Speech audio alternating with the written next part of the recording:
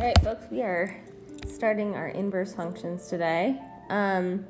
Most of this is going to feel pretty familiar because you guys did inverses in Algebra 2, a little bit in pre-calc, and so on. So just a reminder that if you end up doing a composition of functions for inverses, you end up with x for both. If you don't know what I mean by this, this is the same thing as a reflection over y equals x. So what that means is if you plug in one function for the other, you get x, and if you do the same thing with the opposite equation, you also get x. So we're actually going to try that for both of these. You want to do both compositions just to make sure that you're good to go. So that means I want to do f of g of x. So this doesn't really involve calculus, which is nice. And then you also want to do g of f of x. So what that means is I'm plugging in one function for the other. In this case, the first one, I'm plugging in g of x for f of x. Think about if I did like f of 2, you'd plug a 2 in for all the x's in the f of x equation. But this, I'm literally taking g of x and saying I'm going to substitute it in for x. So what that looks like is I'm taking the entire g of x equation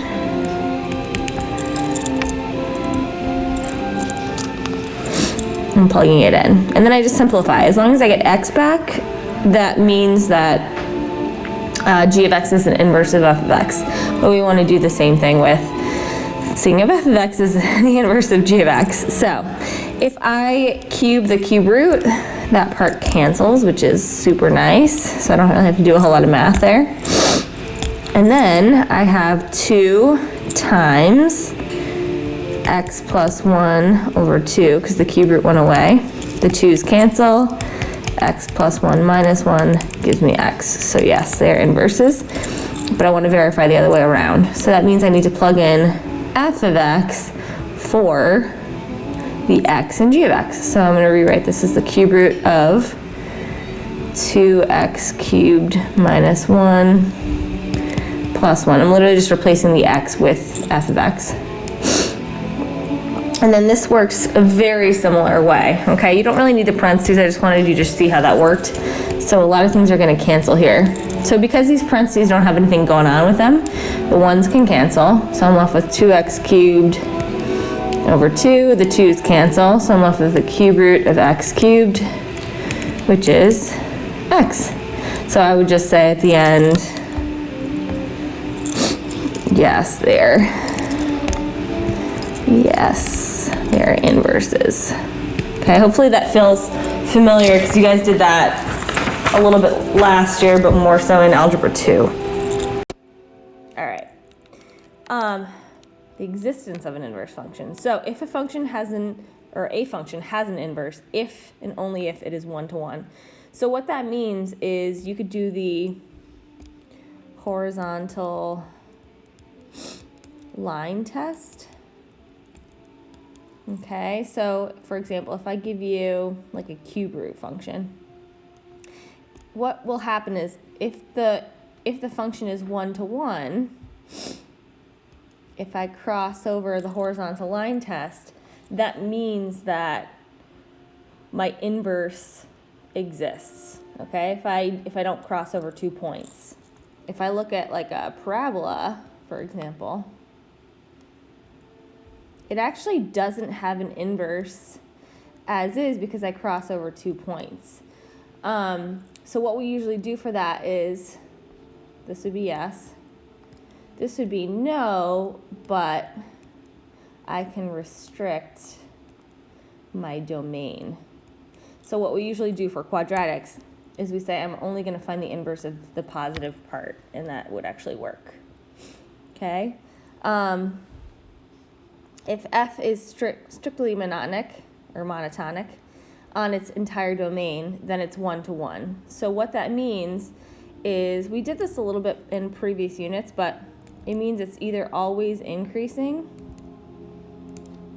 or decreasing. Then it has an inverse. Okay, so this is just another way. So you can even check again with that cubic function, always increasing, so it has an inverse. Whereas if you take a quartic, for example, first of all, it doesn't pass the horizontal line test, but also it's decreasing, then it's increasing. So because it changes, nope. All right, so which of these functions have inverses? So if you forget how to check whether something is monotonic or monotonic, you want to basically see what happens to the signs, okay? So that'll tell you whether it's always increasing or always decreasing, because if you keep adding to something, it's always gonna be increasing, and if you keep subtracting, then it'll always be decreasing. The number at the end isn't really important, so you wanna just look at the variables. Okay, so what that means is I'm going from a positive to a negative, so because this is negative, no, it does not. No, does not have an inverse. Have inverse. So that's because we go from a positive to a negative. The signs change with the variables. So I'm going to be going from increasing to decreasing. The other thing that you can do just to help yourself out is graph these if you're not sure. So if you look in your graphing calculator, it's going to go from increasing to decreasing. This one, the next one, goes from increasing to increasing again. Again, that -1 is just a vertical shift, so it doesn't really do anything. Whereas the sign change for the variables is the one that really matters. So because we go from positive to positive, yes, it has an inverse, which is nice. Again, you can check in your graphing calculator to see what the graph looks like, because sometimes that helps. All right. We are almost there, folks. Just super duper nice. We only have one more page after this, so these are pretty quick. So what we want to do is show that this is strictly monotonic on the given interval and therefore has an inverse function. So how we do that is, and we're going to actually split these because these are two different questions. Boop, boop, boop, boop, boop. There's a few steps. The first thing we're going to do is take the derivative. Okay, so we're going to do f prime of x. And we're going to find out what our critical values are, right? So we're going to see whether it's going to be always increasing or always decreasing. This is actually the nicer way to figure out whether you're monotonic or not, is by figuring out if you're increasing or decreasing based off of your number line. If you forgot how to do that, I will refresh your memory. So take our derivative. The derivative of secant is secant tan. If you forgot that, that's the thing. Then we figure out our critical values. I would simplify this a little bit just because it's going to be easier for you to calculate where the critical values are. So what I would do is turn this into 1 over cosine of x times sine of x over cosine of x.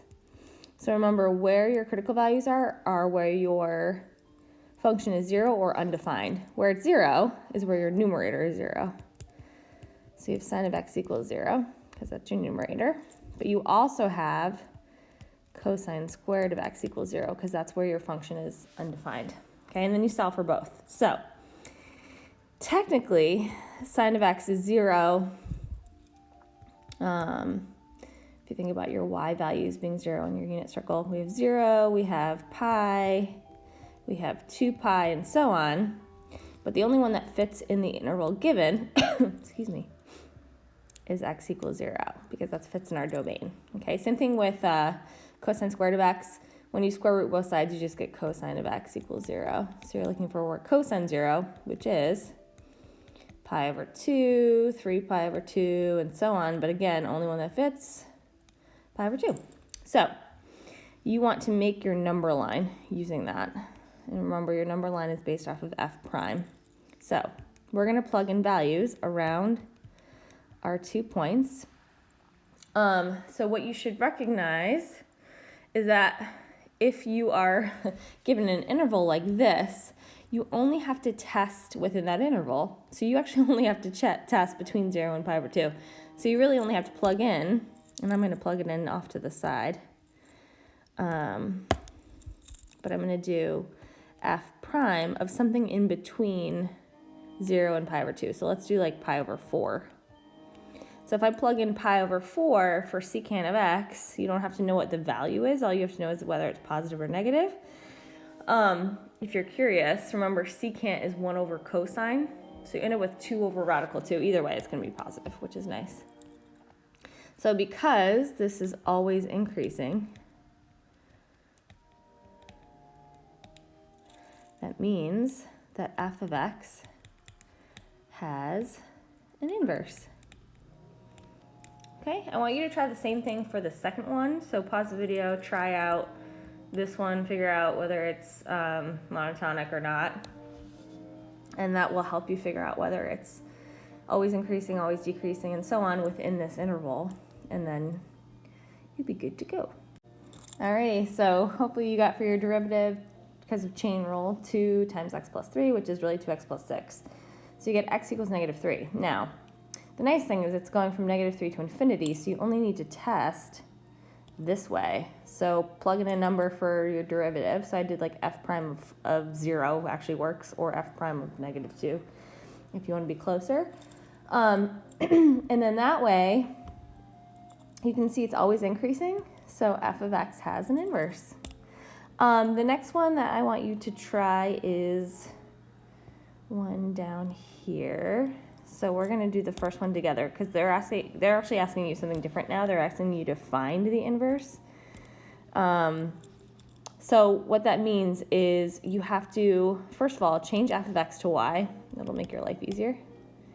But if you are actually calculating an inverse, what you have to do, if you remember from previous years, awesome. If you don't, swap your x and y, because literally an inverse is a reflection over y equals x. So x equals radical 2y plus 4. And then you solve for y. So get y by itself, basically. So I would square both sides. So you get x squared equals 2y plus 4. Again, no calculus really involved here, which is nice. So x squared minus 4 equals 2y. So y equals, you could either write it as x squared minus 4 over 2, or you can split it up into x squared over 2 minus 2. Doesn't really matter. Your last step is super important because you want to show that that's the inverse. So you want to actually plug in the inverse notation as your final step. Because otherwise you're saying that y equals both of these things, which it does not. They're inverses. So that would be your final answer. All right, try the next one for me. Pause the video. All right, hopefully you got 3x minus 5 over 2. Just be careful of your notation there. If you had trouble, feel free to look at my work. All right, last bit, folks. The last two types here are going to be based off of your graphs. So just again, a reminder about finding the graph of the inverse. So they already gave you the function's inverse, which is nice of them, but you want to graph both. What that means is you want to make a table of values for both and actually just flip the x and y values. That's the nice thing about knowing the inverse already. You don't even need to really do anything with it. You just use the table. So I usually label these as 2 different colors just so I can differentiate between what they look like. I would also plug in values that are going to come out nice if you can. So like an example of that would be if I plug in something that gets a square root that turns out even. Okay, so if I plug in, I'll start with 6, leave a little room because I'm going to plug in another number. What you'll notice is that you get 12 plus 4, which is 16. So the square root of 16 is 4. Another number that works is 30. Whoops. Because if I plug in 30, I get the square root of 64, which is 8. Okay, another number that works is 5 over 2, because I get 3, which is, again, convenient.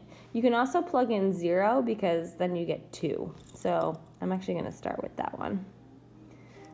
So let's plug in 2.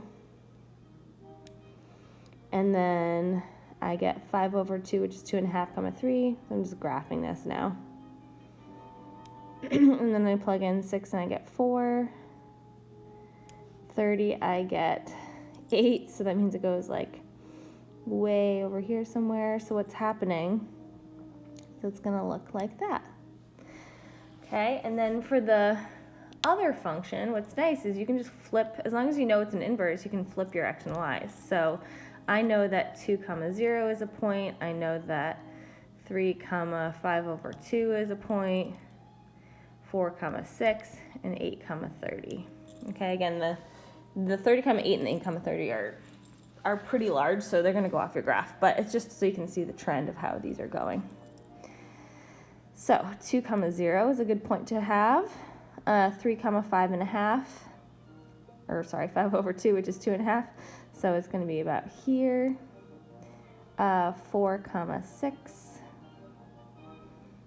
And if you're curious about the shape, it's a reflection of the blue graph that we see. So what's going to happen, what's going to happen is that you're going to see it go in like an arching alternate pattern. Again, if you're curious, you can see that it's a reflection over y equals x. So the line here, you don't have to ever draw that, but it reflects over it to show the inverse, which is nice. The next one, they just gave you the graph of f, so you have to find the inverse using a reflection over y equals x. The other thing you might notice is that the slopes are opposite of each other. So for some of us, it might help to see like what the slope of this line is and then just flip it. So that way you can see where it goes. Just try it first, and I will walk you through it if you're not sure on the next part. So just pause for a second and see if you can sketch it. Okay, so you can either look at their slopes or like you might want to see that this is actually a slope of 1/3. So this has to have a slope of 3. But the other thing you could do is just literally pick points, which is actually what I did at the beginning. Just pick, like, I chose A and B points, and then I chose these beginning and end points, and just flip them. So like if this is originally -0.5 comma -2, then I graphed -2 comma -1/2. So you're just doing the opposite symbol. All right, so we'll continue on the rest of these notes tomorrow and the day after. I hope you guys enjoy the rest of your day.